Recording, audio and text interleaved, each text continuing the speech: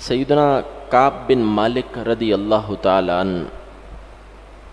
آپ ارشاد فرماتے ہیں کہ میں جنگ احد میں موجود تھا۔ میں نے میدان احد میں دیکھا کہ ایک بڑا بھاری بھرکم مشرک جو ہر طرح کے اسلحے سے لیس تھا، وہ چیخ و پکار کرتا ہوا، غراتا ہوا اپنے صفوں سے باہر نکلا، اور اس کی زبان پر یہ کلمات تھے کہ مسلمان اس میدان میں ایسے اکٹھے ہو گئے ہیں جیسے بھیڑ بکریاں ذبح کے لیے اکٹھی ہو جاتی ہیں۔ آج کے دن میں کسی مسلمان کو معاف نہیں کروں گا، اور ایک ایک مسلمان سے میں اپنے مقتولوں کا انتقام لوں گا۔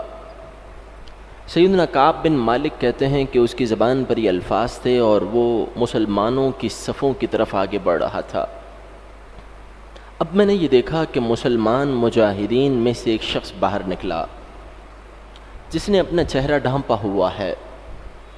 اور وہ اس شخص کے مقابلے پر آتا ہے،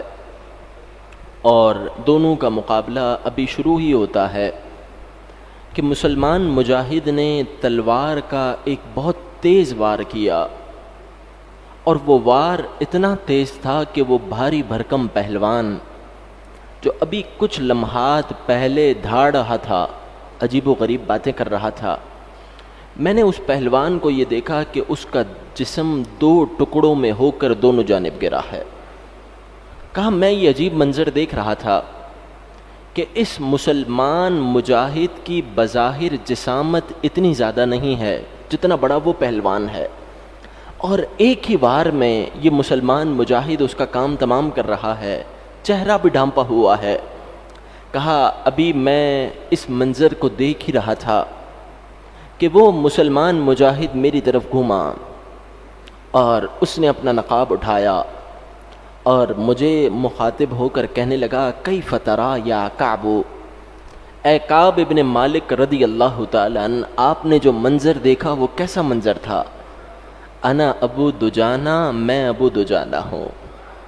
میں وہ ہوں جسے محبوب کریم علیہ السلام نے اپنی تلوار عطا فرمائی ہے،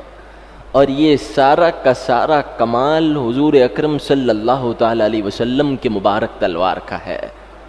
آپ سوچیں تو صحیح، حضور نبی مکرم صلی اللہ تعالیٰ علیہ وسلم کے بال مبارک کی عظمتوں کو پا کر جب سیدنا خالد بن ولید رضی اللہ تعالیٰ عنہ آپ کی شجاعت اور بہادری اتنی بڑھ جاتی ہے کہ کوئی بھی شخص آپ کے مقابلے پر کھڑا نہیں ہو سکتا، تو پھر تو تلوار تو ہے ہی کاٹنے کے لیے، پھر جسے اللہ تبارک و تعالیٰ کے محبوب نے اپنی تلوار عطا فرما دی ہو، اس کی شجاعت اور بہادری کا عالم کیا ہوگا۔